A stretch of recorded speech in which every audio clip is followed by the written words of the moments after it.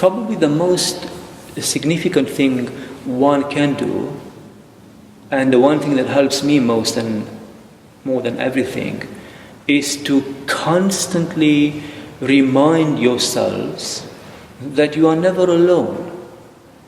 To constantly remind yourself that we are all part of one single being, and that humanity is not broken as we think, as we imagine, between billions of individuals, but that we are all together before the eyes of Christ.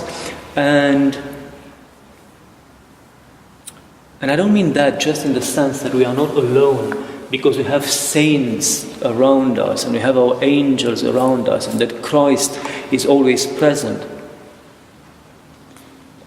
I mean that in a very human, practical, simple way. While we are here talking, somewhere on the Holy Mountain, somewhere on Athos, there is a hermit praying. Once we finish and we are going to, drive home, somewhere as we, write our texts or make our phone calls or do whatever we do, wasting our time, somewhere in Moldavia, there is someone praying. As we sleep at night, it doesn't matter because already in the monasteries in Moldavia, my monastic brothers are already up. They are 6 hours ahead of us and they are celebrating. And once they finish, that's okay. You've got Romania, Bulgaria, Greece, Serbia. There are divine liturgies, there are monasteries pretty much in every time zone. As we go about our lives being busy or actually allowing we know who to trick us that we are actually busy, somewhere someone is praying. And somewhere in a monastery there is a divine liturgy taking place every single hour. This awareness that we are all one is not something theoretical. That's something I never quite understood, why people find it difficult to understand why this is one of the most important practical things we need to always remind ourselves of.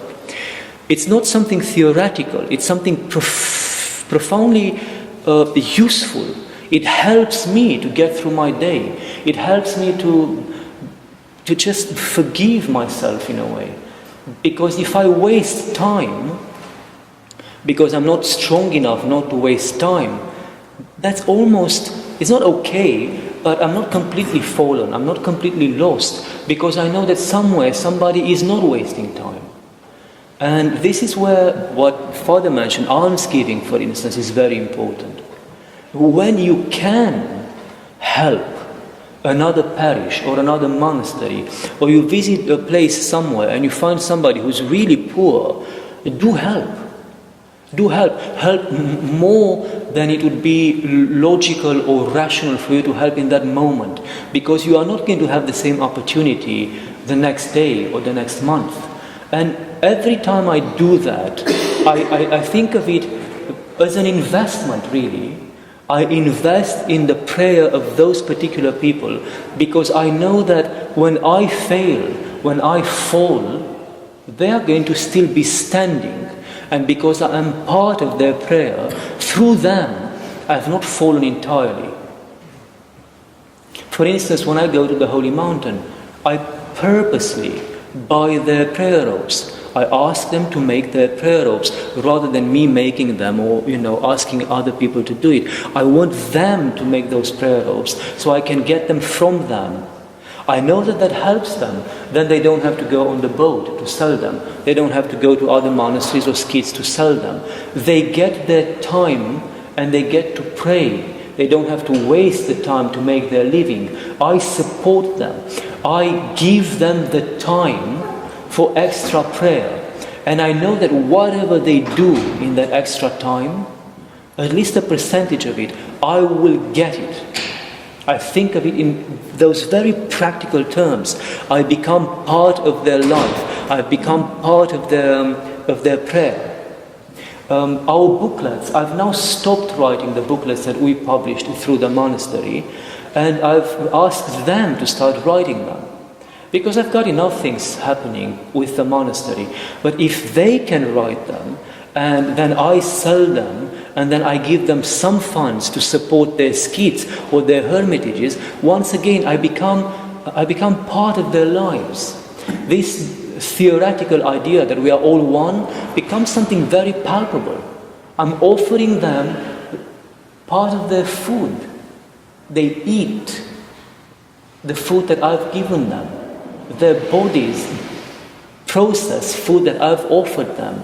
And that makes me, I don't know, I'm very physical and visual in the way I see things. That makes me part of their lives. That makes me part of their prayer.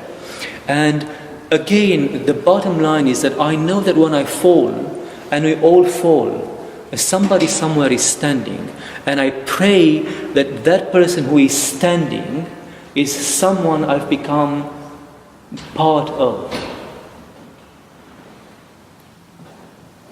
We are all, this was a topic that I actually spoke on last night in Atlanta, and it's something that's very close to my heart. This need to understand, to force ourselves to hold on to the awareness that we are one. Because if you have that, that again is like one of those magical little doors that opens before you.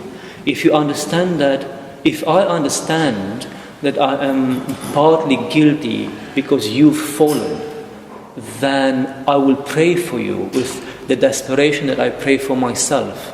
And then I will be extremely reluctant to judge you, because if I'm co-guilty with you to your own fall, I don't want to judge you, because then I will end up judging myself. And also I will be very ready to forgive you, because I know the same thing. If I'm partly to blame for your fall, when I forgive you, I actually forgive my own contribution to your fall. And the same thing applies the other way around. When I fall, I know that I'm not entirely guilty. I know that the weight that collapsed me, that brought me down, is not entirely my doing. And that, in a strange way, gives me hope.